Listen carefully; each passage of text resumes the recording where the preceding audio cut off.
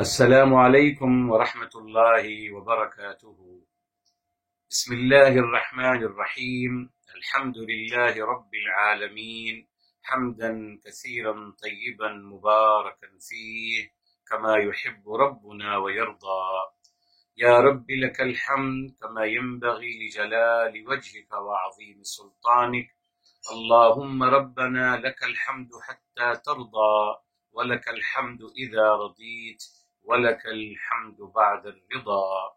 وأشهد أن لا إله إلا الله وحده لا شريك له، وأشهد أن سيدنا ونبينا وحبيبنا وعظيمنا محمدا عبده ورسوله، صاحب الوجه الأنور والجبين الأزهر. اللهم صل وسلم وبارك وأنعم عليه صلاة وسلاما دائمين إلى يوم القيامة.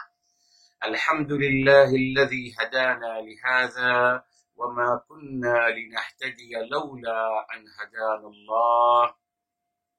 ربنا لا تزغ قلوبنا بعد إذ هديتنا، وهب لنا من لدنك رحمة إنك أنت الوهاب. سبحانك لا علم لنا إلا ما علمتنا إنك أنت العليم الحكيم. اللهم افتح علينا بالحق وأنت خير الفاتحين. رب اشرح لي صدري ويسر لي أمري واحلل عقدة من لساني يفقه قولي، واجعل لي وزيرا من أهلي. آمين يا رب العالمين، بجاه الرحمة للعالمين صلى الله عليه وآله وسلم. يقول الله تبارك وتعالى في كتابه العزيز بعد أعوذ بالله من الشيطان الرجيم، بسم الله الرحمن الرحيم: وبشر الذين آمنوا وعملوا الصالحات أن لهم جنات تجري من تحتها الأنهار. محترم سامعین کرام، یہ آیت نمبر 25 ہے سورہ بقرہ کی، جس کی الحمدللہ ہم نے شروع کی ہی بس آیت آپ کے ساتھ شیئر کی تھی۔ بتایا آپ کو میرے محترم، اعمال صالحہ سے مراد وہ تمام صفات اور کوالٹیز ہیں جن کا تذکرہ اللہ تعالیٰ نے قرآن کریم میں فرمایا ہے، وہ ہیں اعمال صالحہ۔ اس کا مجموعہ کیا ہے میرے محترم؟ اخلاق حسنہ۔ بیکوز حدیث میں آ گیا، بخاری شریف کی روایت ہے، میرے حبیب میرے آقا سرور کائنات فداہ بی و امی صلی اللہ علیہ وآلہ وسلم، آپ نے فرمایا خیر الناس انفعهم للناس، ان لوگوں میں سے سب سے بہترین انسان وہی ہے جو لوگوں کو سب سے زیادہ نفع پہنچا رہا ہو۔ تو اعمال صالحہ کیا ہے میرے محترم؟ جس کا فیض مخلوق خدا کو پہنچے۔ عمل صالح وہ ہے جس کا فیض، یعنی جس کی اثرات، جس کا امپیکٹ میرے محترم مخلوق خدا کو پہنچے، وہ ہے اعمال صالحہ۔ اور یقین سے مراد اخلاق حسنہ ہیں۔ یاد رکھیے میرے محترم، یہی بنیاد ہے، اخلاقیات ہیں دین، اور اس کے علاوہ ہے کیا میرے محترم؟ جی کچھ لوگوں کا خیال ہے کچھ ظاہری اعمال ہیں، ان سے کیا ہوگا میرے محترم؟ اگر انسان بظاہر نماز روزے کا اہتمام کرتا ہے مگر ظلم کرتا ہے، غیبت کرتا ہے، جھوٹ بولتا ہے، تہمتیں لگاتا ہے لوگوں پر میرے محترم، لوگوں کا مال غصب کرتا ہے، گھر والوں پہ اپنے ظلم کرتا ہے، تو اس نماز روزے سے کیا فائدہ ہوا میرے محترم؟ ایک بہت بڑا مسئلہ ہے، اس لیے ہم نے اس کو اس طریقے سے اٹھایا ہے۔ اب میرے محترم، اللہ تعالی اعمال ایمان اور اعمال صالحہ یعنی ایمان اور اخلاق حسنہ کے نتیجے میں اللہ تعالی کیا عطا فرمائیں گے؟ انعام، جس میں آپ کو بتایا تھا یہ کیا ہے؟ کسی بھی بات کو منطقی انجام تک پہنچانا۔ جی صرف پرپوزل نہیں آپ پیش کرتے کسی کام کا، بلکہ آپ پرپوزل کے ساتھ ہمیشہ اس کے بینیفٹس، جی آپ اس کے بینیفٹ بیان کرتے ہیں، تبھی میرے محترم سامنے والا آمادہ ہو جاتا ہے۔ آپ موبائل کی، کسی خاص موبائل کی آپ بینیفٹس بتاتے ہیں اور اس کے فنکشنز بتاتے ہیں اور بہت کچھ میرے محترم. کیوں؟ آپ اس کو کنوینس کر رہے ہوتے ہیں کہ وہ چیز آپ سے وہ خرید لے میرے محترم. تو یہاں اللہ تعالیٰ فرما رہے ہیں میری حبیب صلی اللہ علیہ وسلم کے ذریعے یہ پیغام پہنچا جا رہا ہے کہ آپ بشارت دے دیجئے اور بتا دیا کہ بشارت انسان کی نیچر میں ہے جی، اور خوشی جی انسان کے نیچر میں ہے. دیکھ میرے محترم، اخلاقیات کی ایک بات جی، ہمیں بالعموم سمجھایا گیا کہ اگر آپ دیندار بظاہر لبادہ اگر آپ دینداری کا پہن لیتے ہیں، اب آپ مسکرا نہیں سکتے صاحب جی. اب آپ کو سیریس ہونا پڑے گا اور اپنا چہرہ ہر وقت بگاڑ کے رکھنا ہوگا. اعوذ باللہ میرے محترم. کیوں؟ یہ دیکھیں، جبکہ قرآن کریم میں کیا آتا ہے میرے محترم؟ سورہ النجم میں یہ اخلاق حسنہ کی بہت پیاری بات آپ کے ساتھ شیئر کر رہا ہوں. سورہ النجم میں کیا آتا ہے میرے محترم؟ اللہ تعالیٰ فرماتے ہیں وَأَنَّهُ هُوَ أَضْحَكَ وَأَبْكَى.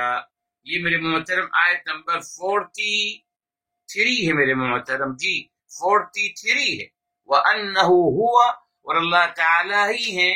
النجم جو ہے 100 نمبر ہے میرے محترم، 53 کے میرے محترم 43. چلیے گڈ، 53 کی 43 فرمایا وَأَنَّهُ هُوَ أَضْحَكَ. اللہ تعالیٰ ہی ہنسنے کے اسباب بناتے ہیں، اللہ تعالیٰ ہی ہنساتے ہیں میرے محترم. اور کہتے ہیں صاحب اگر آپ دیندار بن گئے تو آپ مسکرانا ہنسنا چھوڑ دیجئے. اعوذ باللہ. اور پتہ نہیں کیا کیا روایتیں بنا لی میرے محترم. منہ اپنا بگاڑ کے رکھیے، صاف فطرت کے خلاف ہے میرے محترم. انسان مسکراتے ہوئے چہرے کی طرف اٹریکٹ ہوتا ہے، مسکراتا ہوا چہرہ اس کو اچھا لگتا ہے جی. اس میں بخاری شریف کی روایت ہے میرے محترم، بخاری شریف کی روایت. میرے حبیب میرے آقا سرور کائنات فداہ بأمی صلی اللہ علیہ وسلم نے فرمایا تبسمک فی وجہ اخیک صدقۃ. اپنے بھائی کو دیکھ کر مسکرانا، اس کو اسمائل دینا، یہ بھی اجر و ثواب کا باعث ہے میرے محترم جی. لوگ تو مسکراتے ہیں اپنے سیلز مینی کے لیے، اپنی چیز کو سیل کرنے کے لیے مسکراتے ہیں، مگر اگر آپ مسکرائیں گے اللہ تعالی کی تعلیمات پہ عمل کرتے ہوئے، اور مسکرانا میرے حبیب میرے آقا صلی اللہ علیہ وسلم کی سنت مبارکہ ہے میرے محترم جی، سنت مبارکہ ہے. جناب جابر بن عبداللہ، یہ بخاری شریف کی روایت ہے، جناب جابر بن عبداللہ رضی اللہ تعالی عنہ وارضاہ، راوی حدیث معروف صحابی ہیں. آپ فرماتے ہیں کہ ما رآنی رسول اللہ صلی اللہ علیہ وآلہ وسلم قط الا وتبسم. فرمایا جب بھی میری آئی کنٹیکٹ ہوتا تھا، جب بھی میرے حبیب میرے آقا صلی اللہ علیہ وسلم کی نظر مبارک میری طرف پڑتی تھیں تو ہمیشہ مجھے وہ دیکھ کر مسکراتے تھے، ہنستے تھے میرے محترم. مسکرانا اور ہنسنا قرآن کی تعلیم ہے، اللہ تعالی ہی ہنساتے ہیں جی، اور یہ سنت نبی ہے صلی اللہ علیہ وآلہ وسلم. کون عمل کر رہا ہے اس پر؟ آپ دیکھ لیجیے. یہ اخلاقیات کی عظیم بات اللہ نبی سجائی آپ تک پہنچا دی الحمدللہ جی. کہاں ہے میرے محترم مسکرانا؟ نہیں صاحب، منہ اپنا بگاڑ کر رکھیے. اعوذ باللہ. بگڑے ہوئے منہ کو کوئی دیکھنا پسند نہیں کرتا میرے محترم. کسی بگڑے ہوئے چہرے کو دیکھنے سے ٹینشن ہوتا ہے میرے محترم، ڈپریشن ہوتا ہے. اس کے برعکس میرے محترم مسکراتا ہوا چہرہ آپ کو خوشی دیتا ہے جی، آپ کو امنگ دیتا ہے، آپ کی امید بڑھاتا ہے. کیا کہنا. اچھا اسی نے اب آپ دیکھیے اللہ تعالیٰ نے جنتیوں کا جب تذکرہ فرمایا تو کیا فرمایا؟ جنتیوں کا تذکرہ فرمایا تو کیا فرمایا؟ آئیے، یہ سورہ عبسہ ہے میرے محترم، سورہ عبس 100 نمبر 80 ہے، 100 نمبر 80 ہے میرے محترم. اور اللہ تعالیٰ جنتیوں کا تذکرہ فرما رہے ہیں. آیت نمبر ہے میرے محترم 39 آیت نمبر 39 میرے محترم، اور اس سے پہلے ہے 38 80 کی 38 اور 39. یاد رکھیے کیا فرمایا جا رہا ہے. فرمایا جا رہا ہے وجوہ یومئذ مستبشرہ، اس دن جنتیوں کے چہرے خوش و خرم ہوں گے. جنتیوں کے چہرے خوش و خرم ہوں گے. قرآن ہے میرے محترم، یہ جنتیوں کا انعام اور جنتیوں کا حال بیان کیا جا رہا ہے. فرمایا ضاحکۃ، جی یہ دیکھیں وجوہ یومئذ مسفرہ، جنتیوں کے چہرے اس دن سفید اور براق چمک رہے ہوں گے. مسفرہ کا مطلب چمک رہے ہوں گے. ضاحکۃ، ہنستے ہوئے چہرے. ضاحکۃ، ہنستے ہوئے میرے محترم. مستبشرہ، خوش خرم ہوں گے. کیا مطلب؟ جنت میں ہنسنا الاؤ ہے، دنیا میں ہنسنا منع ہے؟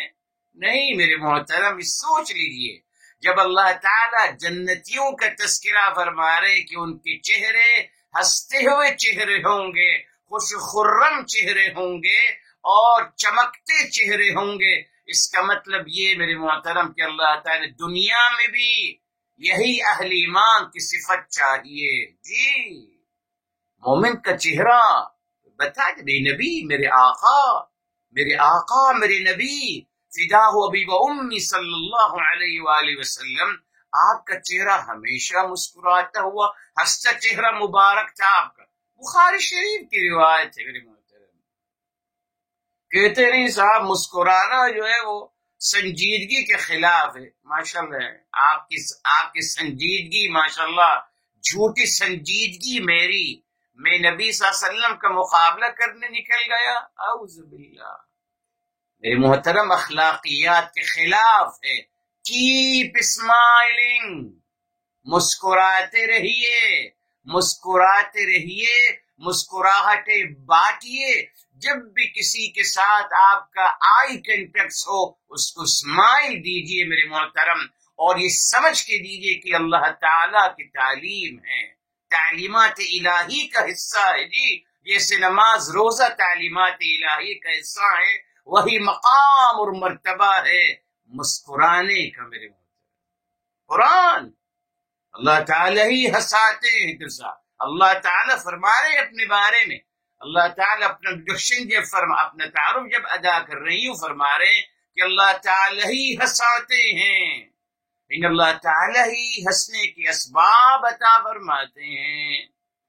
دیکھا آپ نے میری محترم. اور ہمیں کیا تعلیم دی جاتی کہ بگاڑ کے ہی اپنا چہرہ. ماشاءاللہ آپ بہت بڑے متقی اور پرہیزگار ہیں نا، آپ کو فکر ہے ماشاءاللہ، تو آپ بہت بڑے متقی اور پرہیزگار، اس لیے مت ہنسیے. اعوذ باللہ. نبی کی سنت کے خلاف ہے میرے محترم، اور انسانی نیچر کے خلاف ہے. لوگ اس انسان سے دور بھاگیں گے جو اپنا چہرہ بگاڑ کے رکھے گا. لوگ اس سے دور بھاگیں گے. نو ون لائک دیٹ. اور لوگ اس کے اٹریکٹ ہوں گے، اس کی طرف لوگ آئیں گے میرے محترم جس کا چہرہ مسکراتا وہ چہرہ ہوگا. آج پوری دنیا کی ایڈورٹائزنگ میرے محترم مسکراتے ہوئے چہرے سے ہوتی ہے. کیوں میرے محترم؟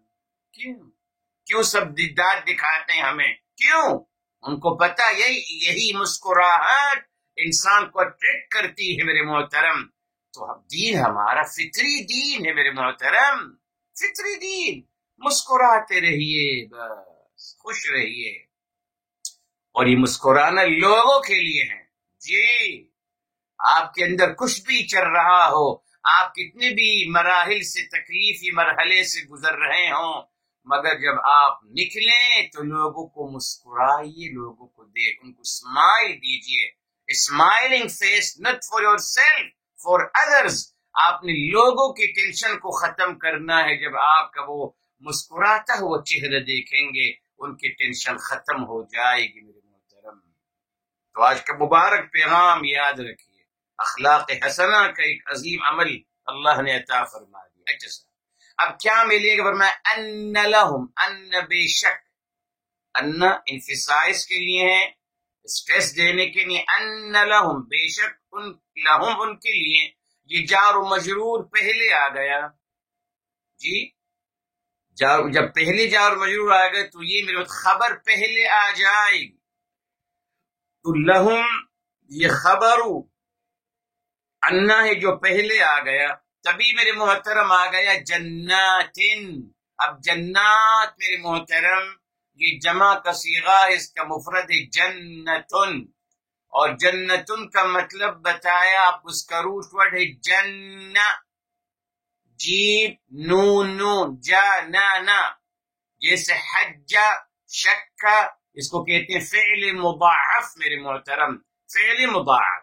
اچھا صاحب، اب جنہ کا مطلب کیا ہے؟ جنہ کا مطلب ہے ما خفیہ، جو چھپا ہوا ہو،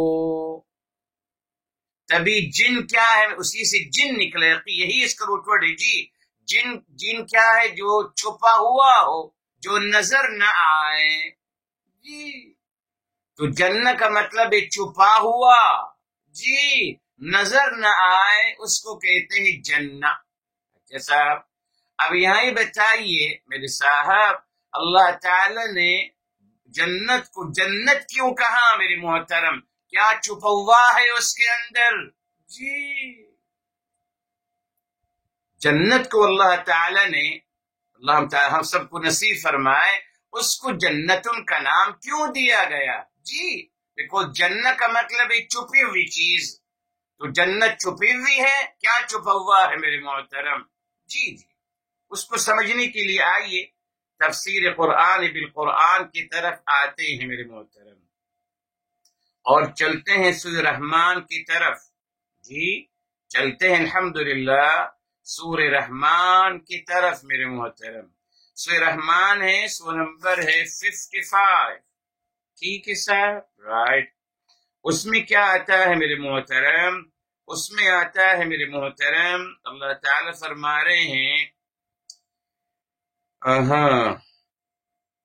آیت نمبر ہے 48 میرے محترم، جب فرمایا ذواتا افنان جی، فرمایا آیت نمبر 46 وَلِمَنْ خَافَ مَقَامَ رَبِّهِ جَنَّتَانِ، جو اللہ تعالیٰ کے سامنے کھڑے ہونے کا خوف رکھتا ہے، اس کو اللہ تعالیٰ 2 جنتوں کا وعدہ فرما رہے ہیں۔ پھر کہا ذواتا افنان، وہ دونوں جنتیں گھنے درخت اور گھنے باغات کے ہوں گے جی۔ ذواتا وہ دونوں، افنان جو ہے فنا سے نکلا ہے، فنا یفنا، تو فنا افنان جو ہے یفعلہ کے وزن پہ گیا تو بن گیا افنان۔ بہرحال میرے محترم یہ فعلانوں کی وزن پہ ہے، صیغت مبالغہ ہے، صیغت مبالغہ ہے، جیسے رحمان ہے، یہ صیغت مبالغہ ہے۔ تو افنان کا مطلب ہے گھنے درخت، گھنے درخت میرے محترم۔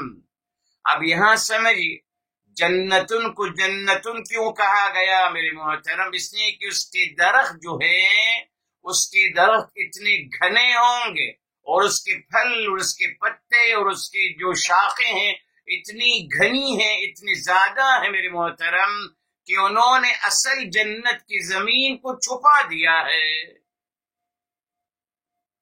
جو اصل گراؤنڈ ہے زمین کی، آپ نے دیکھا نا، بعض دفعہ آپ کہیں سے گزرتے ہیں ماشاءاللہ تو دونوں طرف سے، رائٹ اینڈ لیفٹ سے آپ کو یوں درخت نظر آ جاتے ہیں، اس کے بیچ میں سے راستہ جا رہا ہوتا ہے، تو درخت جب اس شکل میں آتے ہیں گھنے میرے محترم، تو سورج کی روشنی نہیں پہنچتی، سورج کی روشنی نہیں پہنچتی اس زمین کے لیے، تبھی میرے محترم جنتن کہا، یعنی وہ جنت جو ڈھپی ہوئی ہے، جو بے شمار درخت، گھنے درخت اور گھنے پتے اور گھنے شاخیں اور گھنے پھلوں سے بھری ہوئی ہے، اس طریقے سے اس کے درخت آپس میں ملے ہوئے ہیں کہ وہ اس میں ہر وقت اندھیرا رہتا ہے،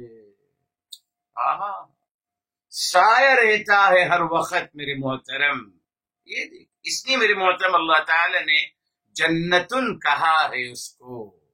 یہ تصور آ جا کہ کتنی ٹھنڈک ہے اور کتنی گھنی جنت ہے اور کتنے گھنے درخت ہیں اور ہر چیز اتنی اتنی پھیلی ہوئی ہے، اس طریقے سے کہ اس نے چھپا دیا ہے زمین، جنت کی زمین کو چھپا دیا، نظر نہیں آتی، زمین نظر نہیں آتی، چھپی ہوئی ہے، گھاس بھی نیچے سے نکل رہا ہے، ہرا ہرا گھاس، اور اوپر سے درخت اتنے گھنے گھنے ہیں تو زمین نظر نہیں آتی، اسی نے زمین چھپ گئی ان گھنے درختوں کی وجہ سے۔ ٹھیک ہے صاحب؟ اچھا، اب یہاں میرے محترم یہاں دیکھیے کیوں خبر کو مقدم کیا گیا؟ جی کیوں؟ یہ اسلوب حصر ہے، ایکسکلوزیو۔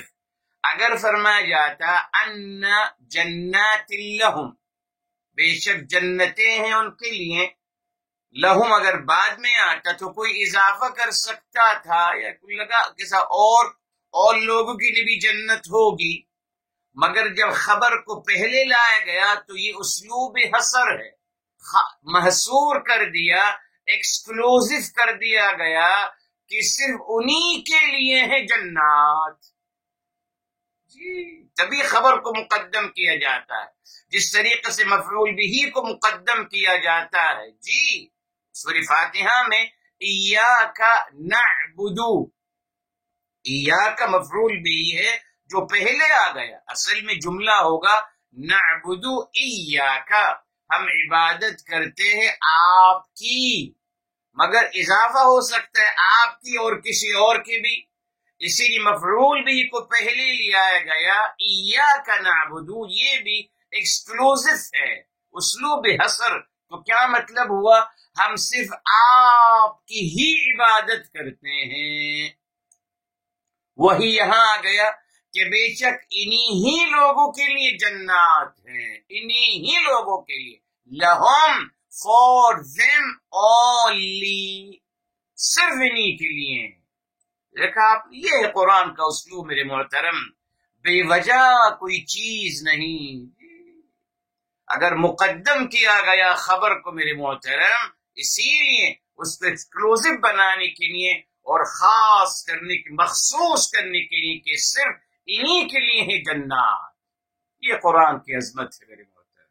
اچھا صاحب اب آگے چلیے، تجری بتایا آپ کو، جرا یجری، جرا ڈورا، جرا کا مطلب ہے میرے محترم جرا دوڑنا، بیکوز ایک ہے مشا چلنا، قرآن کریم میں آتے ہیں سورہ الفرقان میں، جی وعباد الرحمن الذین یمشون علی الارض ہونا، ایک ہے مشا میرے محترم چلنا، واک کرنا، جی ایک ہے میرے محترم جی جو ابھی آ گیا جرا، یہ ہے میرے محترم یہ ہے تیز چلنا یعنی دوڑنا میرے محترم۔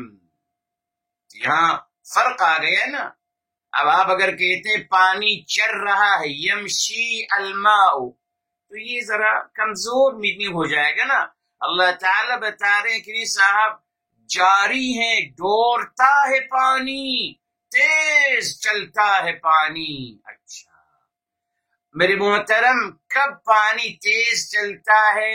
پانی کے تیز چلنے میں کیا اشارہ مل گیا؟ پانی کی فروانی۔ جی جب پانی تھوڑا ہوتا ہے تو رس رس کے چلتا ہے نا، آرام آرام سے، لیکن جب پانی کی کثرت ہوتی ہے میرے محترم تو پھر وہ تیز چلتا ہے۔ آپ کے سامنے مشاہدہ آپ کر سکتے ہیں، کہاں پانی آرام آرام سے چلے گا جہاں کم ہوگا، لیکن کہاں پانی خوب تیز چلے گا جہاں پانی کی فروانی ہوگی۔ تو تجری میرے محترم کہہ کر اللہ تعالی نے اشارہ دے دیا کہ پانی کی فروانی ہے۔ اچھا سر پانی کی فروانی، ٹھیک۔ اب آگے دیکھیے فرمایا تجری من، یس تجری، فرمایا میرے محترم تجری من تحتها الانہار، تجری جاری ہے، تیزی کے ساتھ پانی کی فروانی ہے، من سے تحتہا اس کے نیچے سے الانہار نہریں. اللہ اکبر. جی جی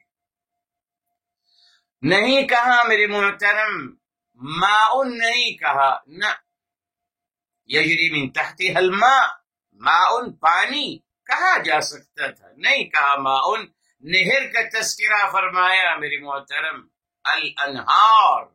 جی اچھا صاحب اب آپ دیکھیے ایک اچھی بات آپ کے لیے. جی اس کا روٹ ورڈ ہے نون ہا اور را نہارا. ٹھیک ہے صاحب یہ کہاں استعمال ہوتا ہے میرے محترم؟ جی کہاں استعمال ہوتا ہے؟ سورہ والضحیٰ میں جہاں میرے حبیب میرے آقا صلی اللہ علیہ وآلہ وسلم بلکہ سورہ اسراء میں بھی آتا ہے بہرحال مگر چلیے والدین کے بارے فلا تنہرہما فلا تنہرہما آپ ان دونوں کو معاذ اللہ کہتے ہیں مت جھڑکیے حالانکہ اس کا مفہوم یہ نہیں ہے. فلا تنہرہما نہرہ کا مطلب ہے منع کرنا جھڑکنا نہیں ہے میرے محترم معاذ اللہ منع کرنا. بتاؤں گا بھی آپ کو رک جائیے. ابھی آئیے سورہ الضحیٰ کی طرف آتے ہیں. سورہ الضحیٰ سورہ نمبر 93 ہے میرے محترم اور میری حبیب صلی اللہ علیہ وسلم کے بارے میں آیا آپ کو تعلیم دی جا آپ کو مخاطب ہیں اور ہم تک پیغام ہے. فرمایا وَأَمَّا السَّائِلَ اور جب کہ جو سوال کرنے والا ہے فلا تنہر سب لکھتے ہیں معاذ اللہ کہ آپ اس کو جھڑکیے نہیں. کون سی عربی زبان میں میرے محترم نہرہ کا مطلب جھڑکنا ہے؟ دیکھ لیجیے آپ دیکھ لیجیے میرے محترم. جی روٹ ورڈ نون ہا اور را مگر صرف معاذ اللہ میرے حبیب میرے آقا سرور کائنات فدا و بیوم صلی اللہ علیہ وسلم ان کی اخلاق عظیمہ کی نفی کرنی ہے نا بس. اللہ تعالیٰ فرمانے وَإِنَّكَ لَعَلَى خُلُقٍ عَظِيمٍ اے میرے حبیب میرے آقا صلی اللہ علیہ وسلم آپ اخلاق عظیمہ پر فائز ان سے بھی اعلی مقام پر ہیں آپ. تو جھڑکنا یہ اخلاق عظیمہ سے میش کرتا ہے میرے محترم. سوچئے عقل استعمال کیجئے میرے محترم. نبی کی توہین کرنا معاذ اللہ. جس طریقے سورہ عبسہ میں اصرار کرتے ہیں کہ تیوری چڑھائے. ارے صاحب یہ تیوری میری حبیب میں نہیں چڑھائی یہ الولید بن المغیرہ کی بات ہو رہی ہے مگر ضعیف روایات مگر پھر بھی اصرار. بہرحال لوگوں کے دل میں کچھ ہے. میرے حبیب میرے آقا صلی اللہ علیہ وآلہ وسلم کی عظمت اور ان کی شان اور مقام کو سننے کے لیے وہ برداشت نہیں ہوتا ان سے. بہرحال کوئی حرج نہیں اللہ سب کو ہدایت دے. تو آپ یہ سمجھ لیجیے میرے محترم تنہر کا مطلب جھڑکیے نہیں ہو سکتا اس نے کہ کنفلکٹ کر رہا ہے وَإِنَّكَ لَعَلَى خُلُقٍ عَظِيمٍ. ٹھیک ہے صاحب اب آپ کو اللہ تعالی دلیل دے رہے ہیں اب اس کو آپ سن لیجیے غور سے. اب آپ بتائیے میرے محترم نہر کو نہر کیوں کہا گیا؟ جی آئیے نا. جی جب روٹ ورڈ یہی ہے نہرا ینہرو اور صاحب اس کا مصدر ہے نہرن. جی یہ نہرن مصدر ہے میرے محترم. نہرا کا مطلب ہے میرے محترم جی روکنا ہے یعنی منع مت کیجیے. روکنا یا منع کرنا. ٹھیک ہے صاحب. اب آئیے میرے محترم بتائیے عربی لغت میں جب نہرہ کا مطلب ہے روکنا ہے میرے محترم اسی سے نہر کا نام نکلا. نہر کیا ہے میرے محترم؟ نہر کا مطلب ایک ایریا جس میں پانی رکا ہوا ہے. جی پانی وہاں رکا ہوا ہے نا میرے محترم. جی نہر کی ایک لمٹ ہوتی ہے میرے محترم. سمندر الگ ہے اس کی بھی ایک لمٹ مگر بہت وسیع. اس کے بعد اوشن ہے المحیط وہ اس سے زیادہ بڑا ہے. مگر نہر کا مطلب کیا ہے میرے مطلب؟ نہر کا مطلب ہے ہوا ان يتخذ الماء مكانا له يمنعه عن الارض الاخرى. یہ نہر کا مطلب ایسی جگہ جہاں پانی رک گیا ہے اور پانی نے روک لیا ہے اپنے آپ کو ادھر اور منع کر دیا ہے کہ وہ پانی آگے نہیں جائے گا. جی تبھی نہر کہتے ہیں اس کو. رکا ہوا پانی رک گیا ہے ایک جگہ پر میرے محترم، رک گیا اور منع کر دیا، یعنی رک بھی گیا ہے اور منع ہو گیا کہ بس یہ اس کی لمٹ ہے، آگے نہیں جائے گا. آپ دیکھ لیجیے نہر میرے محترم کہاں چل رہا ہوتا ہے، دیکھ لیجیے آپ. ماشاء نہر کے بائیں اور دائیں ساحل پر لوگ آباد ہوتے ہیں الحمدللہ. کبھی ایسا نہیں ہوا کہ بس وہاں نہر رکا ہوا ہے، کبھی نہر میں طغیانیت نہیں آئی میرے محترم کہ وہ یہاں ساحل پہ جو رہنے والے ہیں ان کو ڈبو دے، کبھی نہیں ہوا، نہ ہوگا تا قیامت. ہاں سمندر میں طغیانیت آ سکتی ہے، تو کس نے کہا کہ اس کے ارد آپ اپنے مکان بنائیے؟ نہر نہیں میرے محترم، نہر اسموتھ چلتی ہے، رکا ہوا ہے پانی، جگہ رکا ہوا ہے اور منع ہے، آگے نہیں بڑھتا، اپنی جگہ چل رہا ہے میرے محترم، اسموتھ چلتا ہے اور لوگ اس سے فائدہ اٹھاتے ہیں، کبھی اس میں طغیانیت نہیں آتی میرے محترم. دیکھا آپ نے، اسی جس کو نہر کہتے ہیں میرے محترم. تو سمجھ میں آ گیا آپ کو، قرآن سے دلیل مل گئی کہ نہرہ کا مطلب جھڑکنا نہیں ہے، معاذ اللہ. نہرہ کا مطلب ہے ان کو منع مت کیجئے، گب ہم، منع مت کیجئے. اسی طریقے سے جب آپ اس کا ترجمہ اٹھاتے ہیں سورہ الاسراء میں والدین کے حوالے سے، وہاں بھی محتاط رہیے صاحب. جی وہاں بھی اس کا ترجمہ محتاط رہ کے کیا کرے معاذ اللہ.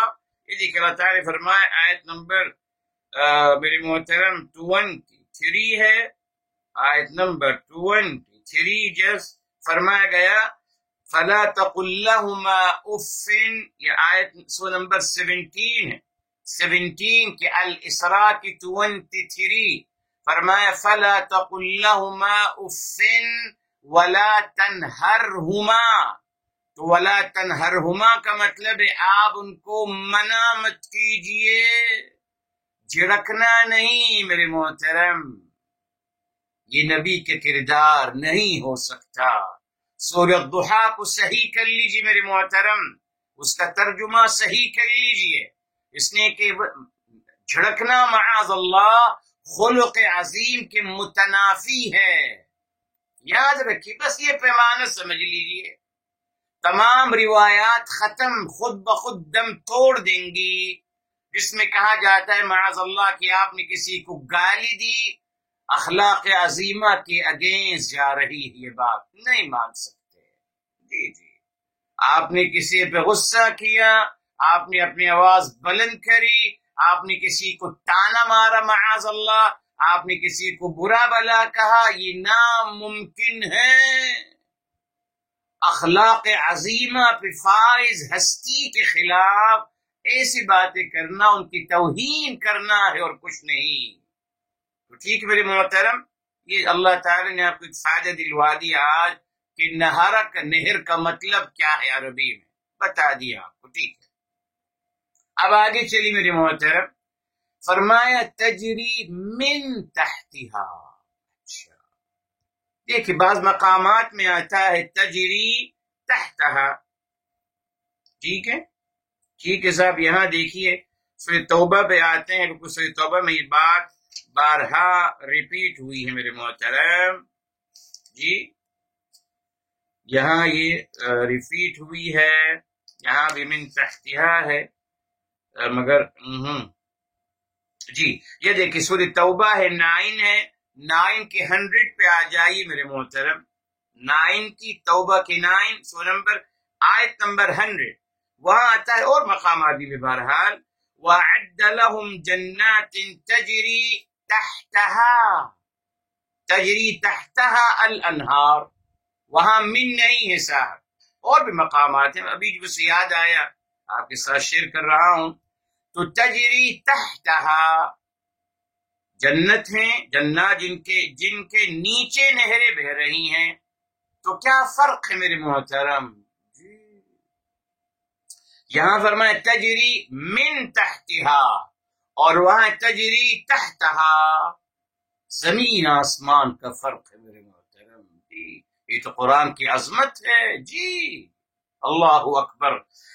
وہاں سوئی توبہ میں جہاں من نہیں ہے، اگر آپ کہتے ہیں تجری تحتہا الانہار تو پانی، اچھا پانی بتائیں گے، ایک بات اور رہ گئی، بہرحال پانی تیزی کے ساتھ چل رہا ہے جنت کے نیچے سے، جنت کے نیچے سے پانی بہ رہا ہے، تیزی کے ساتھ پانی بہ رہا ہے جنت کے نیچے سے۔ اچھا، جب آپ من استعمال نہیں کرتے، لیکن جب آپ کہتے ہیں تجری من تحتہا الانہار، جب آپ من تحتہا کہہ رہے ہیں جنت کے نیچے سے، تو اشارہ مل گیا کہ نہر وہیں سے پھوٹ رہی ہیں جی۔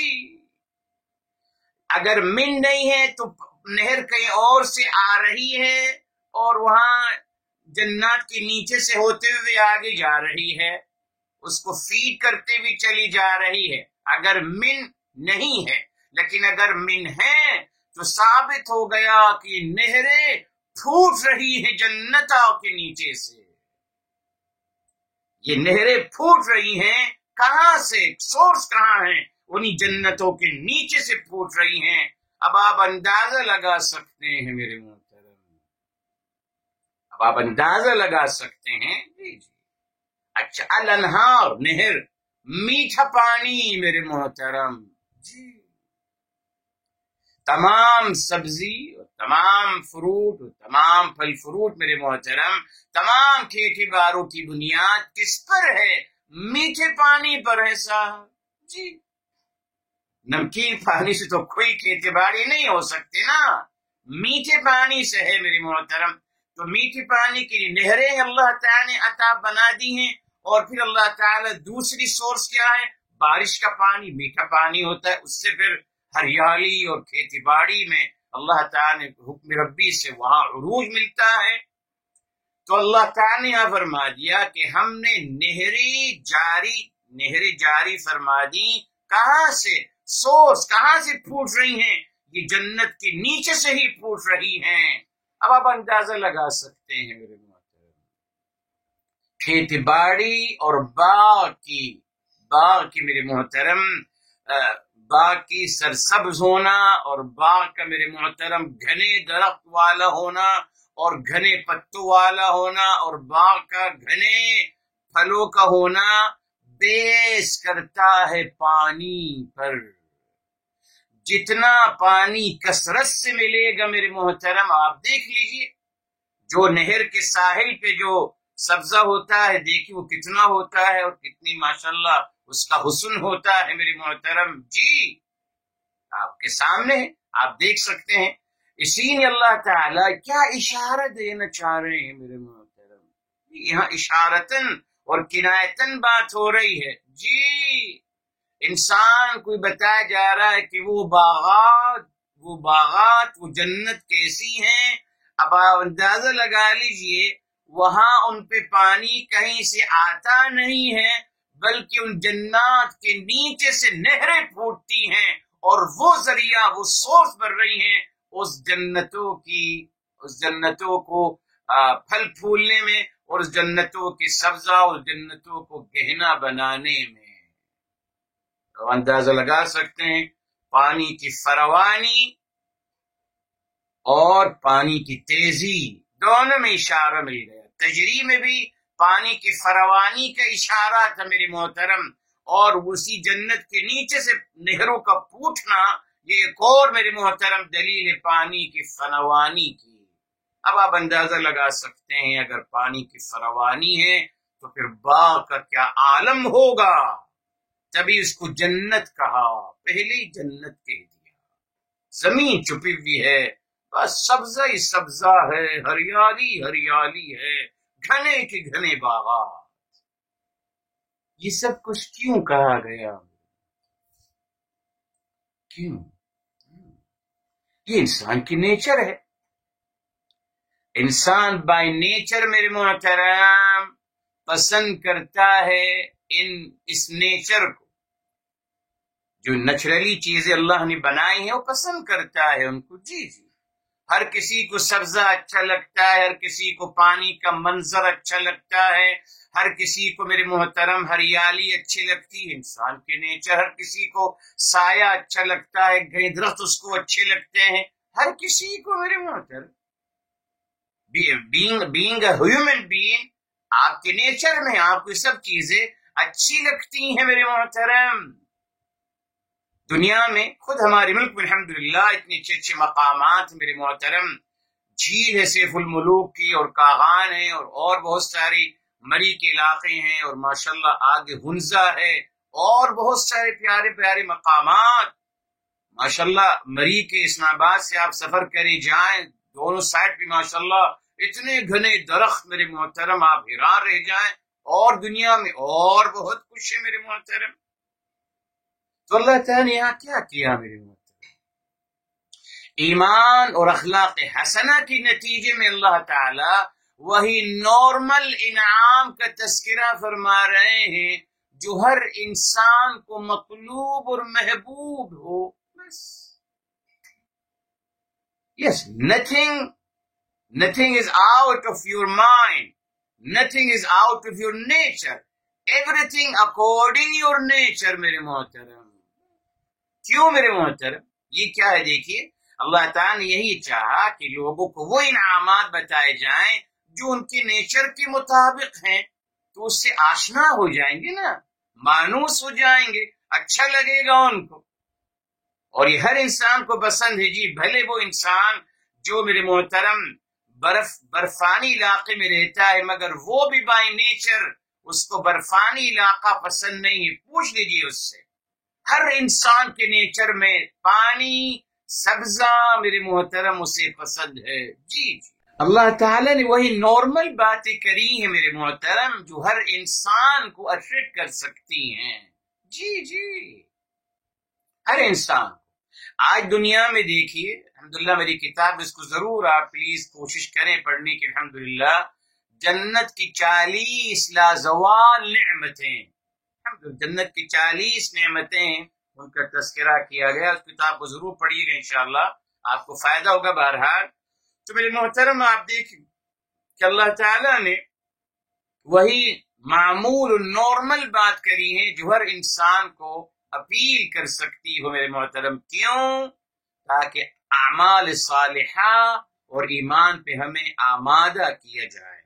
اب آگے چلتے ہیں میرے محترم. فرمایا کلما، یہ بتایا تھا آپ کو کلما، یہ کلما الحینیہ ہے، جیسے لما الحینیہ ہے جب، تو کلما بھی یہ بھی محترم الحینیہ ہے جب.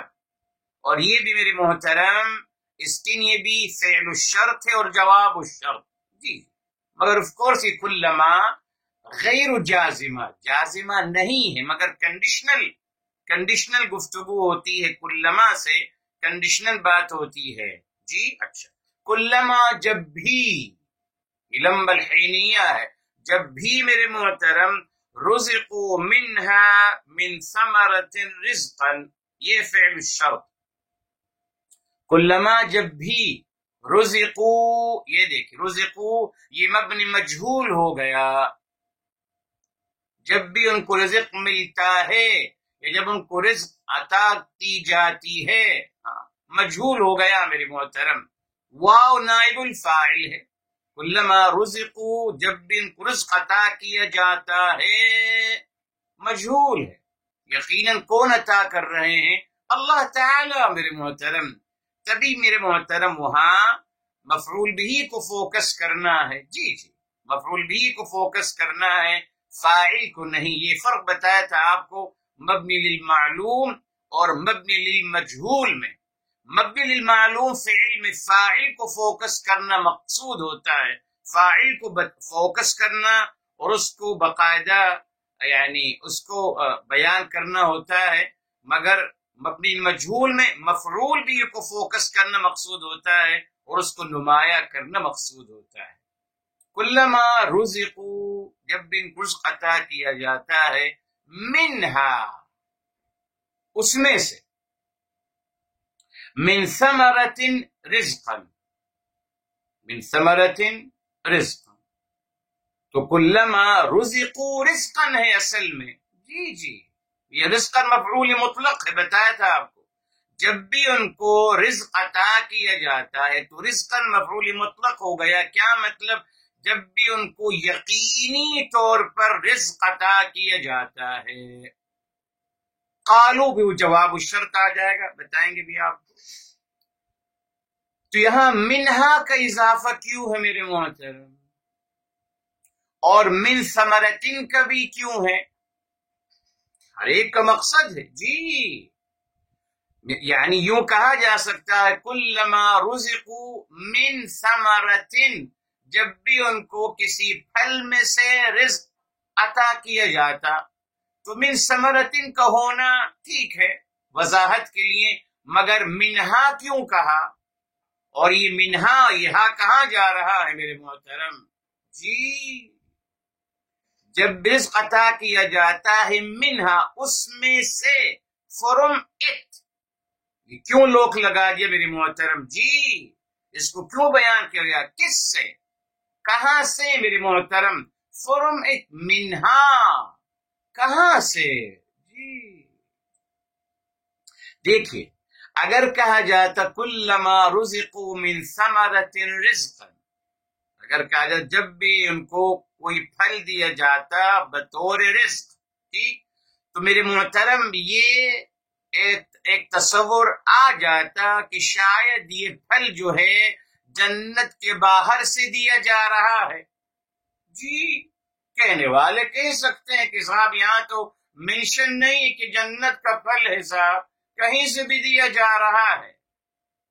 اعتراض کرنے والا اعتراض کر سکتا تھا، تبھی اللہ تعالی نے باقاعدہ اس کو لوک لگا دیا اور فرمایا کہ نہیں، جب بھی ان کو رزق دیا جاتا ہے منہا، یعنی من الجنتی، جی جنت کا پھل، تو من فرم ہا اٹ، یہاں کہاں جا رہا ہے؟ جنت کی طرف، یعنی کلما رزقوا من الجنتی، یس، جب بھی ان کو رزق عطا کیا جاتا ہے جنت سے، تو یہاں یہ باور کرانا مقصود ہے کہ یہ جو پھل مل رہا ہے ان کو، یہ جنت کا پھل ہے، کہیں اور کا نہیں، تبھی منہا کہا گیا۔ یہ ہے قرآن کی عظمت، ٹھیک۔ اچھا، من ثمرتن، ثمرتن کیوں کہا؟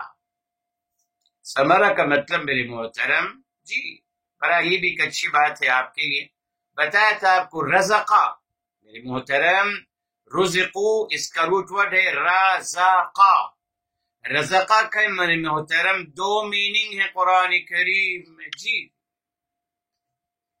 دو میننگ، ایک رزقا وہی جو ہم سمجھتے ہیں رزق عطا کرنا، اور ایک میرے محترم رزقا کا مطلب ہے عطا، جی عطا ہے، صرف اناج نہیں ہے، کھانا پینا نہیں ہے میرے محترم، نہ صرف کھانا پینا نہیں ہے، بلکہ رزقا کا مطلب عطا ہے میرے محترم، جی یہ دیکھیے یہ جو آیت ہے بہرحال بے شمار مقامات میں آتا ہے یہ مفہوم، جی یہ دیکھیے سورہ آل عمران میں جو آتا ہے ان اللہ یرزق وترزق من تشاء بغیر حساب، یہ آیت نمبر 27 ہے، آل عمران 3 کی 27 میرے محترم، اس میں کلیئر ہو گیا کہ یہاں کیا مراد ہے میرے محترم، جی یہاں کیا مراد ہے؟ وترزق یعنی اب عطا فرماتے ہیں، تو رزقہ کا مطلب عطا بھی ہے، عطا جس میں سب چیز آ گئی میرے محترم، اور ایک رزقہ کا مطلب وہ بھی ہے جو ہم جانتے ہیں کہ اناج یا کھانا کھلانا، ٹھیک۔ اب میرے محترم اسی طریقے سے یہاں دیکھیے یہ رزقہ کا مطلب، اب ثمرہ، ثمرہ کا مطلب کیا ہے میرے محترم؟ جی یہ بھی ایک اچھی بات آج آپ کے لیے کلیئر ہو جائے گی میرے محترم، بالعموم یہ کہا جاتا ہے کہ ثمرہ کا مطلب پھل ہے، نہیں میرے محترم، نہ۔ سی سا میم اور را، ثمرہ، جی ثمرہ یثمر، ثمرہ کا مطلب ہوتا ہے میرے محترم ہوا خروج، ہوا خروج ما ہوا خروج المراد۔ کیا مطلب میرے محترم؟ ثمرہ کا مطلب ہوتا ہے اس چیز کا نکل آنا جس کی وجہ سے کھیتی باڑی کی گئی تھی۔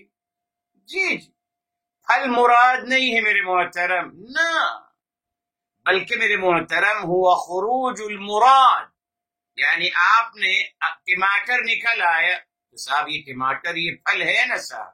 ثمرہ کا مطلب وہ خروج المراد من الزراعہ، وہ نکلنا جس کے مقصد جو آپ کا مراد تھا کھیتی باڑی سے، جو بھی چیز نکل رہی ہے میرے محترم مگر کامل شکل میں نتیجے کے طور پر، جی اس کو ثمرہ کہتے ہیں۔ تو ثمرہ میرے محترم صرف پھل نہیں ہے، فروٹ نہیں ہے، بلکہ ہر وہ چیز جو اللہ تعالی زمین سے نکالتے ہیں کامل شکل میں، یس هو خروج المراد من الزراعہ، وہ جو نکل جائے۔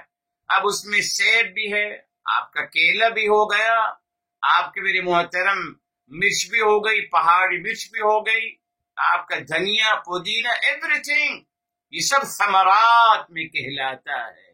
جی عربی لغت میں تو یہی ہے میرے محترم۔ بعد میں لوگوں نے اس کو کہنا شروع کر دیا کہ ثمرہ کا مطلب میرے محترم پھل ہے، نہیں میرے محترم، نہ، کسی بھی چیز کا نکل آنا ثمرت۔ عربی زبان میں آپ کو بتایا تھا امام علی علیہ مقام علیہ السلام کا مبارک مقولہ، کیا بتایا تھا؟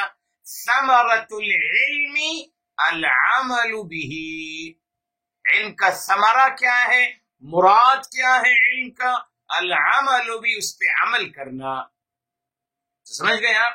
کسی بھی چیز کا نکلنا میرے محترم، اناج کا نکلنا، پھل کا نکلنا، یہ تمام ثمرہ ہے میرے محترم، ٹھیک ہے؟ اچھا، تبھی میرے محترم اللہ تعالی نے جب فرمایا تو کیا کرا؟ دیکھیے اس کا جواب آپ کو الحمدللہ سورہ الزخرف کی طرف آتے ہیں میرے محترم، سورہ الزخرف کی طرف آتے ہیں اور وہاں چلتے ہیں۔ دیکھیے جی، یہ دیکھیے صاحب، یہ آیت، یہ سورہ نمبر 43 ہے میرے محترم، سورہ نمبر ہے 43 اور آیت نمبر 73۔ چلیے ماشاءاللہ، 43 کی 73، دیکھیے کیا فرمایا؟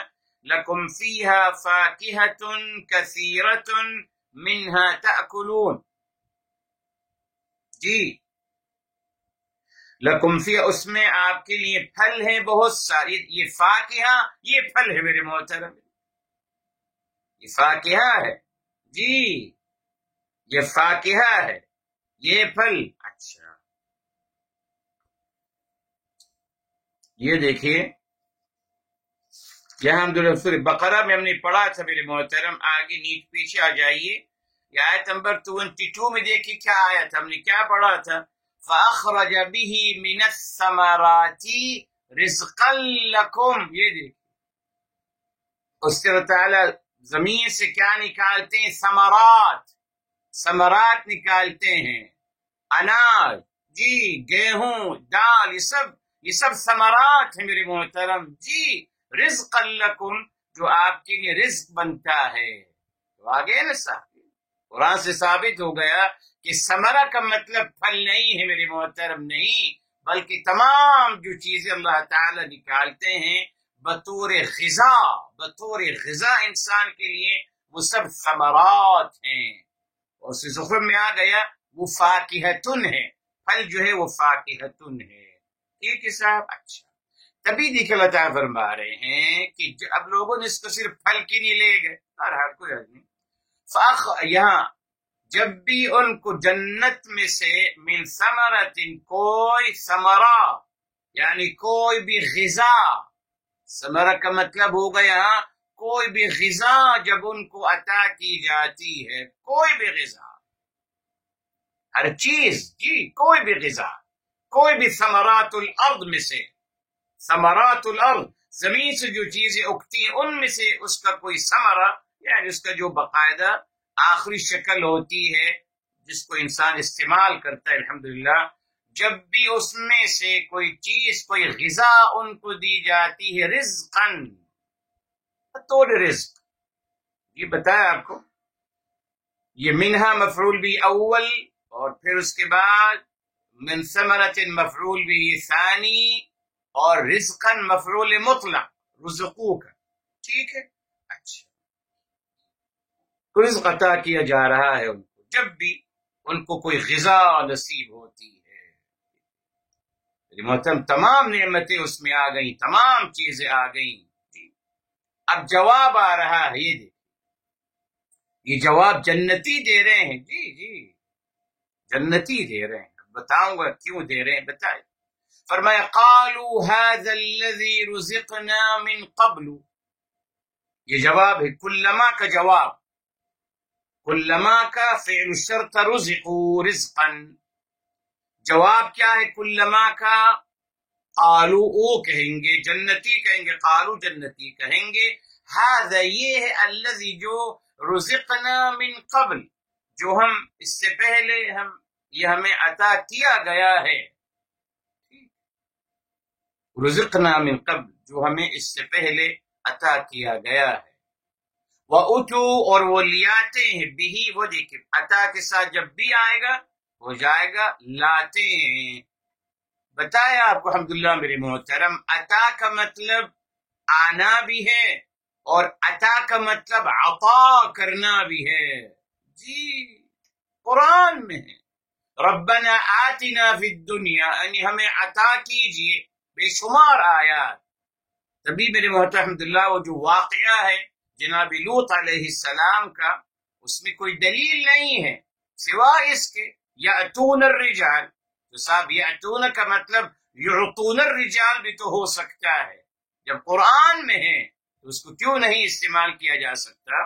بہرحال تو میرے محترم یہاں وَأُتُوا اور وہ جب عطا کے ساتھ بھی آئے گا تو ہوگا لانا، مطلب بدل گیا، جی جی یہ حروف جر کا مسئلہ مطلب بدل دیتے ہیں میرے محترم، جب آپ فعل کو ثلاثی مزید میں لے کے جاتے ہو تب بھی مطلب بدلتا ہے، جب آپ فعل کے ساتھ حرف جر کا اضافہ کرتے ہو تب بھی مطلب بدلتا ہے، یہ ہے قرآن، جی بہرحال فرمایا وَأُتُوا اور وہ لیاتے ہیں بھی اس کے لیے متشابہا، وہ اس کے لیے کوئی شبیہ لیاتے ہیں۔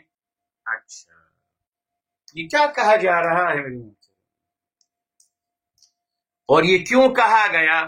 سوال تو یہ کہ کیوں کہا گیا، کیا کہا جا رہا ہے وہ تو بات کا مسئلہ ہے، اللہ تعالیٰ نے کیوں فرمایا اس بات کو، کیوں منشن کیا گیا کہ جنتیوں کو جب اللہ تعالی جنت میں سے کوئی غذا ان کو جب عطا کی جائے گی، جی تو وہ کہیں گے یہ تو ہم پہلے ہی ہم یہ کھا چکے ہیں، جی اور اس جیسے وہ کوئی شبیہ لے آئیں گے۔ کیا مقصد تھا میرے محترم؟ یہ بات آپ کب کہتے ہیں؟ آپ اس کا تصور کیجئے، یہ جملہ کس کنٹیکس میں آتا ہے میرے محترم؟ کب میرے محترم ایک انسان کہتا ہے کہ صاحب یہ تو ہم نے کھا لیا ہے، اور کب انسان اس کی شبیہ لانے کی کوشش کرتا ہے میرے محترم؟ یہ سچویشن کب آتی ہے میرے محترم؟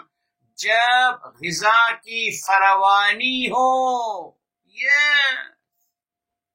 اشارہ دینا تھا اس بات کا کہ غذا کی فراوانی ہوگی، خوب فراوانی ہوگی، یقیناً جنت ہے میرے محترم، وہاں یہ تھوڑی غذا بس ایک ہی کھانا ہوگا، ایک ہی غذا اور ایک ہی چیز، نہیں صاحب ہرگز نہیں، جب بھی ان کو کوئی ثمرات الارض میں سے، اس کا مطلب کہ فروانی ہوگی، فروانی کی وقت میں انسان کہتا ہے جب بہت کچھ ہو اس کے سامنے تو وہ کہتا ہے کہ صاحب یہ تم نے ابھی پہلے کھا لیا تھا، یہ ریپیٹ ہو گیا۔ فروانی کی وجہ سے وہ سمجھتا ہے کہ صاحب یہ پہلے ہم کھا چکے ہیں، اور فروانی ہی کی وجہ سے وہ اس کی شبیہ بھی لے آتے ہیں کہ صاحب ابھی ہم نے دی کہ کھایا تھا، یہ اس جیسا لگ رہا ہے، وہ تو بھی متشابہہ، وہ لے آتے ہیں اس کا کوئی شبیہ، میرے محترم لے آتے ہیں اس کا کوئی شبیہ۔ تو یہ صورتحال فروانی نعمت کے وقت ہوتا ہے جی۔ اصل مقصد میرے محترم ثمرات الارض کی فروانی بیان کرنا مقصود تھی جی۔ جس طریقے سے وہاں جنت گھنے درخت، گھنے پتے اور گھنے ثمرات جی، وہ مقصود تھا، تبھی جنتن کہا۔ یہاں مقصود تھا میرے محترم ثمرات، جنت کے جو ثمرات ہوں گے جی، جو بھی میرے محترم غذا ہوگی، تو فرمایا وہاں اس کی فروانی بیان کرنا مقصود تھا، اور اس کے لیے ضروری تھا میری محترم یہ بیان کرنا کہ جب بھی ان کو کوئی غذا یا کوئی پھل عطا کیا جاتا ہے تو وہ فوراً کہتے ہیں کہ ہم نے اس کو پہلے بھی کھایا ہے میرے محترم۔ اب اس میں جواب نہیں آیا نا اللہ تعالیٰ کا، ان کا جملہ تو آ گیا کہ وہ کہتے ہیں کہ ہم یہ پہلے کھا چکے ہیں، اور اس کی کوئی شبیہ لے آتے ہیں، جواب نہیں آیا اللہ تعالی کی طرف سے۔ جنتیوں کا یہ جملہ تو کوٹ کر دیا گیا مگر جواب نہیں آیا ہے میرے محترم۔ تو جواب کیا ہے جی؟ اب جواب میں نے اور آپ نے سوچنا ہے میرے محترم تاکہ اس بات کو سمجھ سکیں۔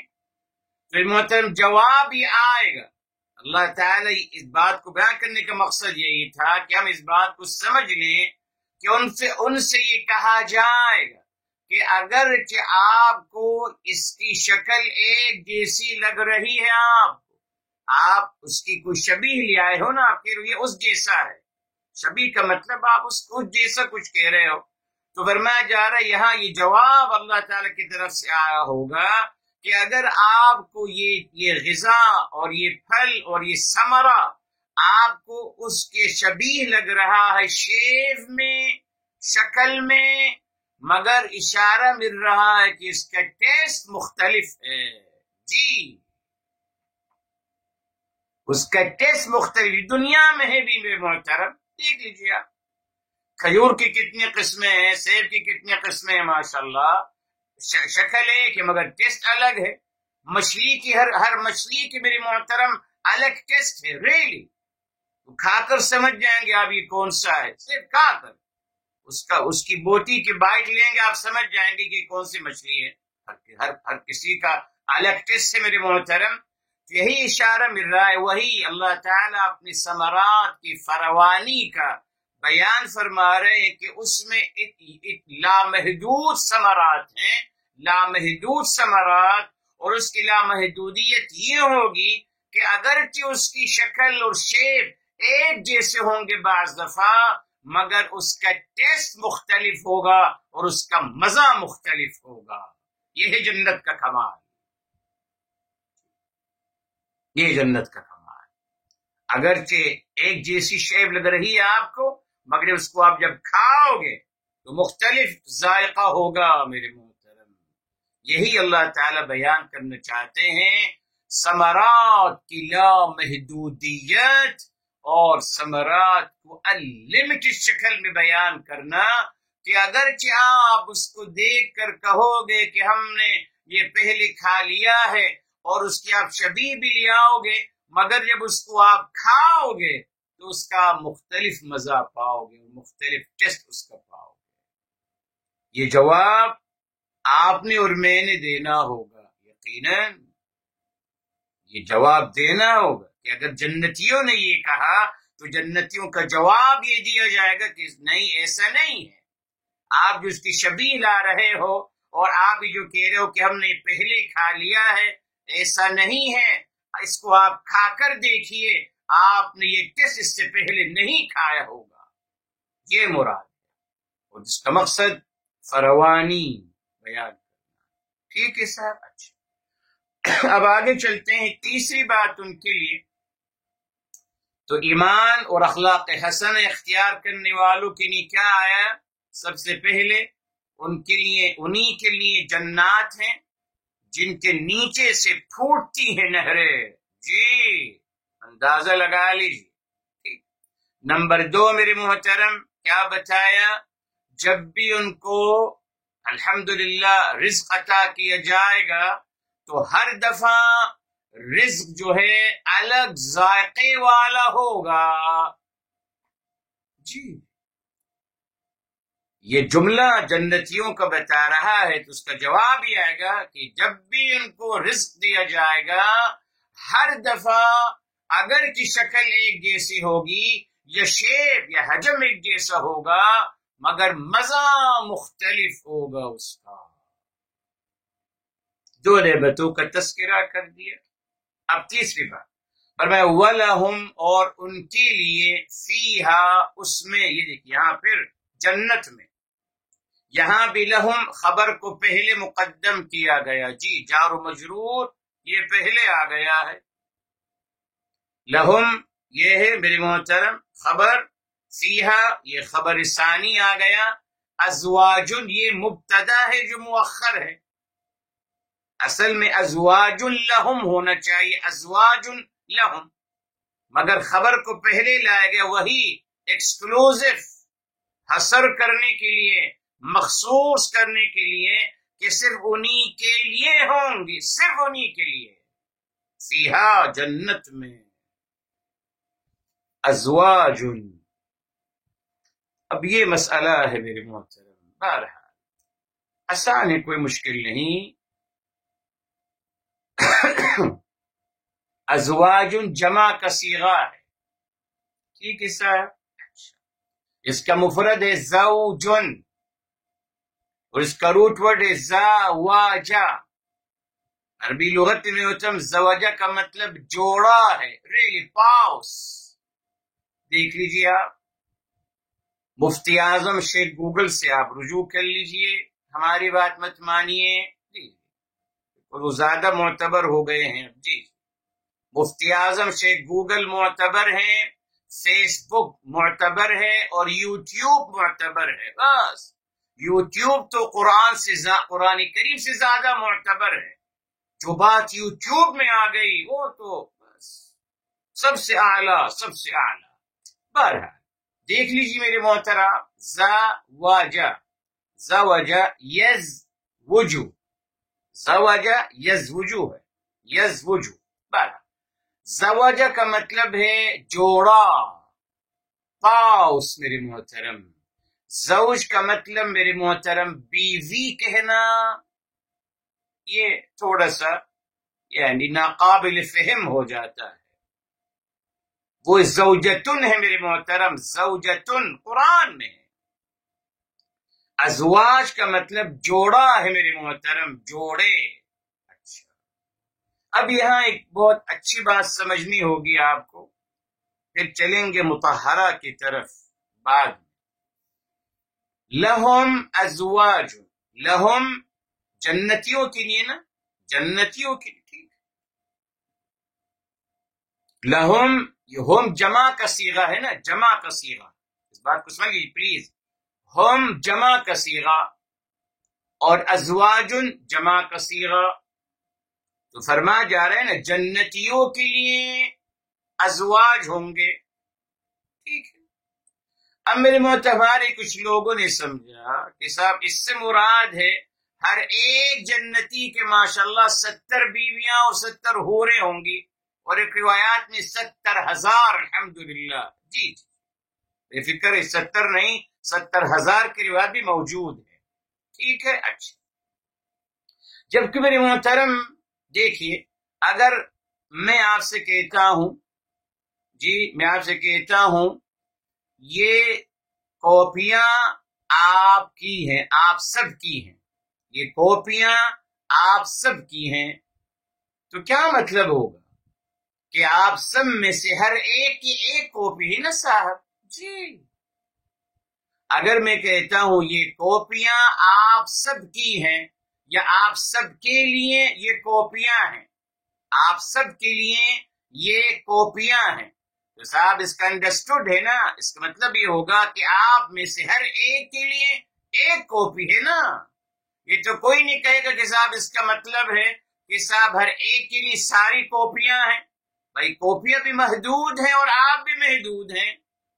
اس پر بھی میں کہتے ہیں میرے محترم مقابلۃ الجمع بالجمع، جی پلورل کو پلورل کے ساتھ میچ کرنا، پلورل کو جمع کے صیغے کو جمع کے صیغے کے ساتھ میچ کرنا، جس کا نتیجہ یہ ہوگا کہ ہر ایک کے لیے ایک ہوگا۔ تو میرے محترم وہاں بھی یہاں پر لہم فیہا ازواجن، تو ان سب کے لیے اس میں جوڑے ہوں گے۔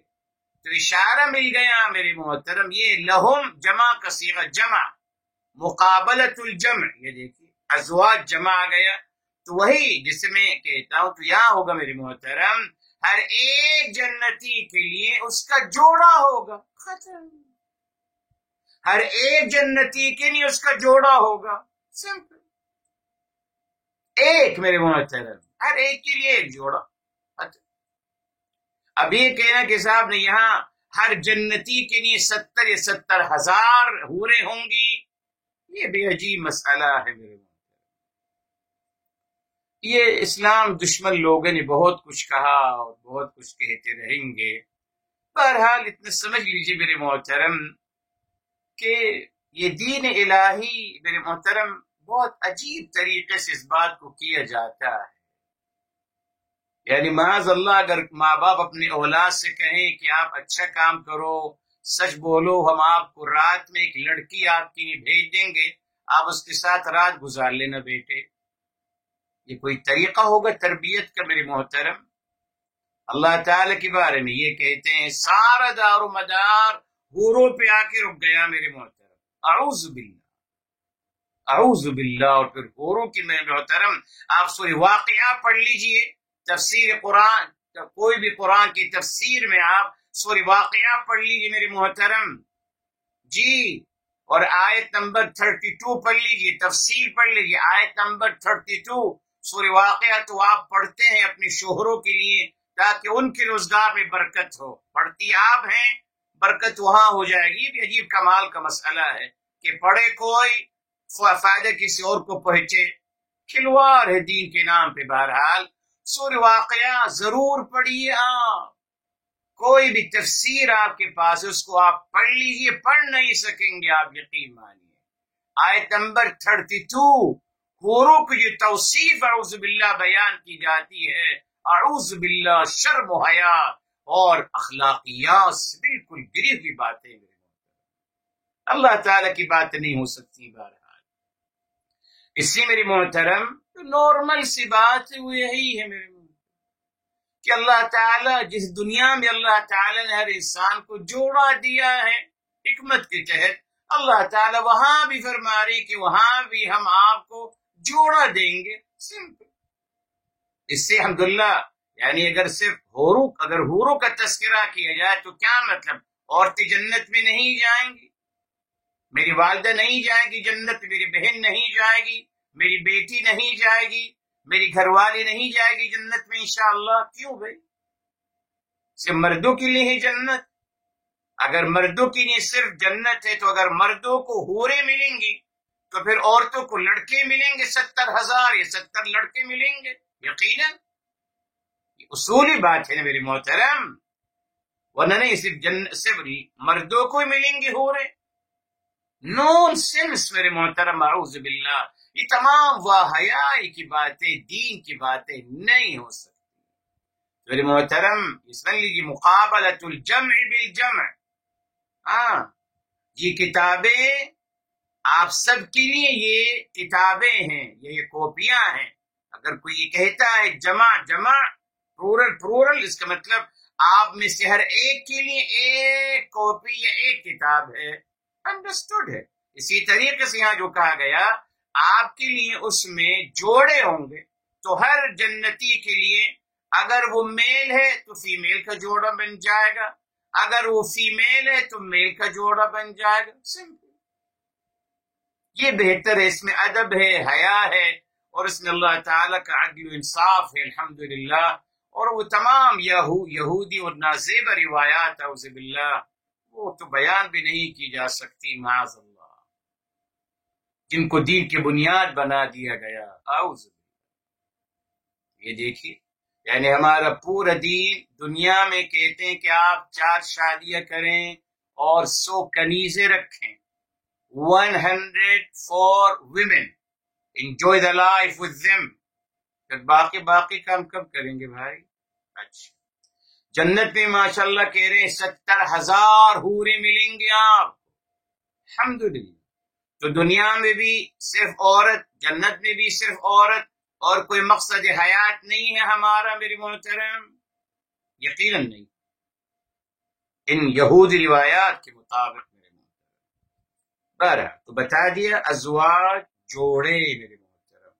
ریلی آپ پڑھ لیجیے اس کا مطلب زاوجا، جس عربی لغت میں چاہے اٹھا کے پڑھ لیجیے میرے محترم، کہیں بھی اس کا مطلب بیوی نہیں ہے، عورت نہیں ہے، وائف نہیں ہے، نیور. پاؤس جوڑا، چیک کر لیجیے. اور قرآن میں دیکھیے، قرآن سورہ یاسین الحمدللہ ہم پڑھتے رہتے ہیں، سورہ یاسین الحمدللہ. آئیے اس میں بھی ایک آیت آپ کو بتا دوں تاکہ آپ کو یہ واضح ہو جائے، اور بہت ساری آیات. چلیے سورہ یاسین فیمس سورہ ہے، let's go with it. سورہ یاسین میرے محترم سورہ نمبر ہے 36 میرے محترم. 36 رائٹ سر، رائٹ. آیت نمبر میرے محترم، آیت نمبر ہے 36. ارے واہ، 36 سورہ نمبر ہے اور آیت نمبر بھی 36 ہے. ماشاءاللہ. یاد رکھیے گا، فرمایا سبحان الذی خلق الازواج کلها. سبحان، پاک پاک اللہ تعالی مبرہ ہے، بلند، معذرت، پاک نہیں، برتر و بلند و بالا ہے اللہ تعالی، جنہوں نے پیدا کیا الازواج، بیویوں کو. بیویوں مطلب اٹھائیں گے بیویوں کو پیدا کیا نہیں سا، الازواج جوڑوں کو پیدا کیا، جوڑوں کو پیدا کیا میرے محترم. پاؤسز پیدا کیے، کس میں؟ مما تنبت الارض، اس میں جو زمین میں اگایا جاتا ہے، ومن انفسہم، اور ان کی جانوں میں سے جوڑے بنائے، ومما لا يعلمون، اور ان میں سے جو وہ جانتے نہیں.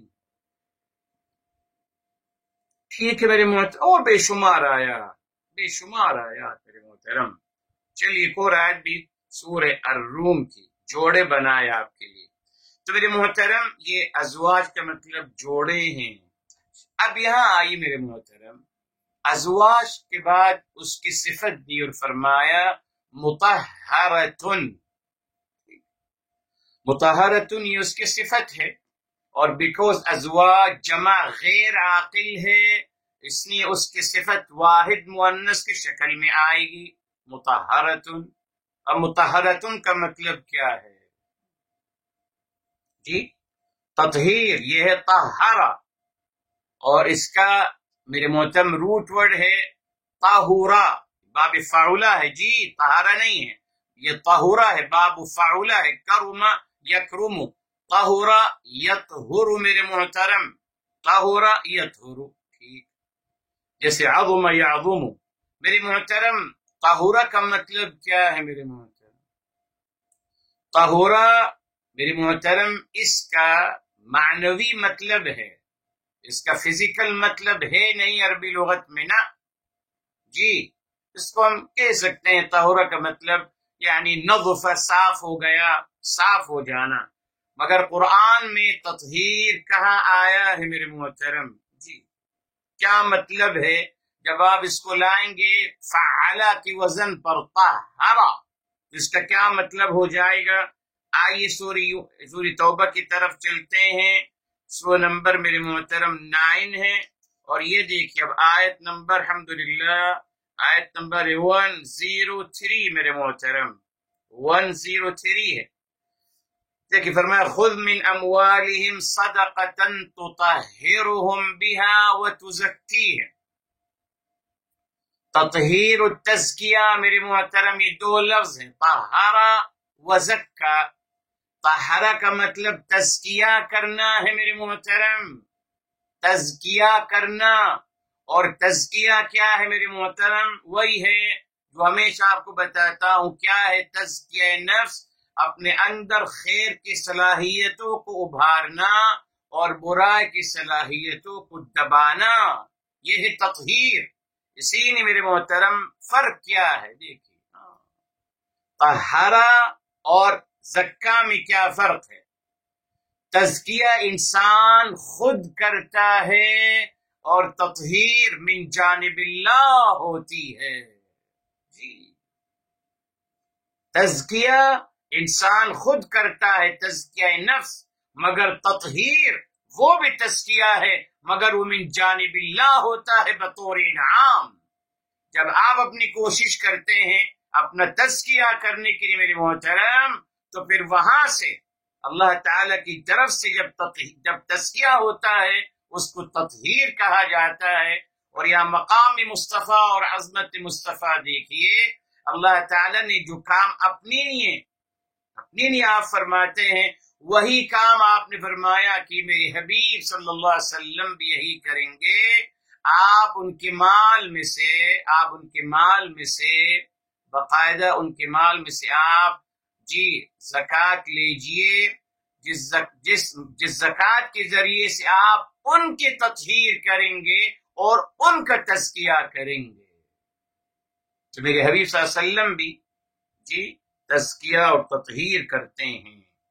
اللہ تعالیٰ نے دیکھی سورہ الاحزاب میں کیا فرمایا. الاحزاب کلیئر ہے میرے محترم، یہ دیکھیں یہ سو نمبر ہے 33 میرے محترم، اور آیت نمبر ہے میرے محترم سبحان اللہ یہ بھی دیکھی 33 ہے.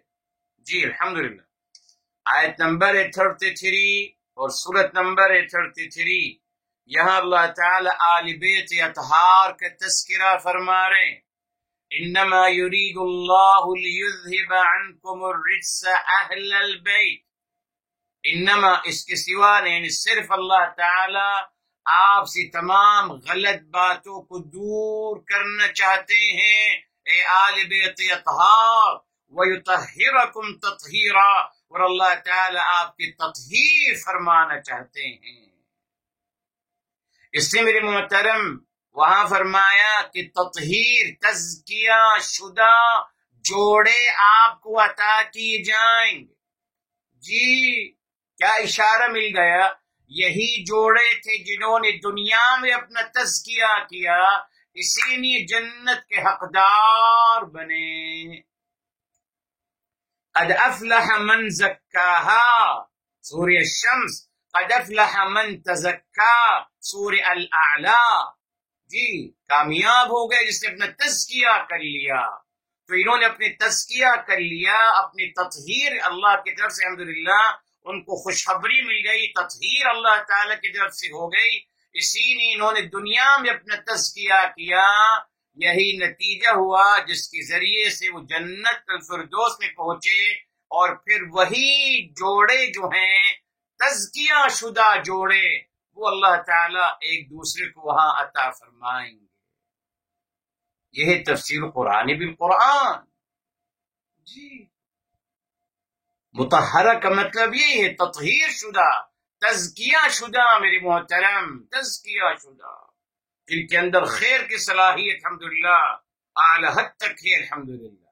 وہی جو تطہیر جو تزکیہ کا عمل دنیا میں کرتے رہے، اسی کا نتیجہ اللہ تعالیٰ ان کو آخرت میں بھی عطا فرما رہے ہیں. یہ ہے قرآن میرے محترم. اب آپ افسوس کا مقام ہے، آپ ذرا معاذ اللہ بہرحال آپ ذرا تفسیر پڑھ لیجئے کیا کہتے ہیں میرے محترم اس کے بارے میں. اعوذ باللہ اعوذ باللہ. قرآن پڑھیے صاحب. طہارہ کا مطلب کیا ہے؟ جی تطہیر کا مطلب کیا ہے؟ تزکیہ سے مراد دونوں ایک ہی، مگر فرق بتا دیے. تزکیہ من الانسان نفسه والتطهير من جانب الله تعالی. یہ فرق ہے، من جانب اللہ تعالی کی طرف سے، ومن جانب حبیبہ صلی اللہ علیہ وآلہ وسلم، اور آپ صلی اللہ علیہ وسلم کے ذریعے سے. تو تطہیر اللہ اور رسول صلی اللہ علیہ وسلم کی طرف سے تزکیہ کا عمل ہے. تزکیہ انسان کا اپنا ذاتی عمل ہے، اچھی بات ہے. یہ فرق ہمیشہ یاد رکھیے، دونوں ایک ہی مطلب ہے میرے محترم، مگر اکارڈنگ قرآن تطہیر من جانب اللہ ورسولہ صلی اللہ علیہ وسلم ہوتا ہے، اور تزکیہ خود من جانب الانسان، انسان کی طرف سے ہوتا ہے. تو الحمدللہ ان جنتیوں کو الحمدللہ تزکیہ شدہ، تطہیر شدہ جوڑے ملیں گے. نمبر 3 ہو گیا. اب آخری بات، وَهُمْ فِيهَا خَالِدُونَ، وَهُمْ اور وہ سب، وہی جنتی، ان کا تذکرہ جنتیوں کا تذکرہ ہے. فیہا اس میں یعنی جنت میں، فیہا یعنی جنت میں میرے محترم. یہاں بھی دیکھیے میرے محترم، اگین اینڈ اگین ہم، یہ مبتدا آ گیا میرے محترم، ٹھیک. فیہا یہ جار و مجرور خبر آ گیا، ٹھیک. اور خالدون یہ خبر ثانی ہے میرے محترم. اب خلدہ کا مطلب کیا ہے؟ خالدون، خلدہ، خین لام دار خلدہ، اور اسی سے خلود نکلا ہے، اسی سے نکلا ہے خالدین فیہا ابدا، یہ سب وہی ہے یقیناً. تو خلدہ کا مطلب کیا ہے میرے محترم؟ میرے محترم الخلود عربی زبان میں خلدہ هو البقاء بلا حد، یعنی وہ بقا ہے، رہنا ہے، لامحدود رہنا میرے محترم. جی لیکن اگر خالدین فیہا ابدا آ جاتا ہے، اگر ابدا آ جاتا ہے ابدن خلود کے ساتھ، تو پھر وہ ہوگا ہمیشہ کی، ہمیشگی کی خلودیت. مگر اگر ابدن نہیں آیا تو وہ ہوگا ہوا البقاء، وہ رہنا ہے، یعنی بلا حد، یا الخلود والبقاء الى وقت طویل، لمبے عرصے تک رہنا، اس کو کہتے ہیں خلود. خلد هو البقاء الى وقت طویل، یہ زیادہ بہتر ہے سمجھنے کے لیے. تو خلد هو البقاء الى وقت طویل، مگر جب ابدن آ گیا، اگر آتا ہے قرآن میں ہوگا خلود ابدیت کے ساتھ، تو پھر وہ ہوگا ہمیشگی کی بقا، ہمیشگی کی بقا میرے محترم. اب ایک اچھی بات آپ کے لیے میرے محترم، دیکھ لیجیے آپ، قرآن کریم میں اللہ تعالی نے جب بھی جنت کا تذکرہ فرمایا تو وہاں فرمایا خالدین فیہا ابدا، چیک کر لیجیے میرے محترم. مگر جب دوزخ کا تذکرہ فرمایا تو وہاں فرمایا بس خالدین فیہا، ابدن کا تذکرہ نہیں کیا، سوائے ایک مقام میں، سوائے ایک مقام سورہ جن میں. مگر باقی میرے محترم 11 مقامات ہیں، 11 مقامات جہاں اللہ تعالی نے خالدین فیہا ابدا، ابدیت کا تذکرہ ہمیشہ جنت کے ساتھ آتا ہے، دوزخ کے ساتھ نہیں آتا میرے محترم. یہ بہت لمبی بحث ہے علماء کی، بہرحال میرے محترم. جی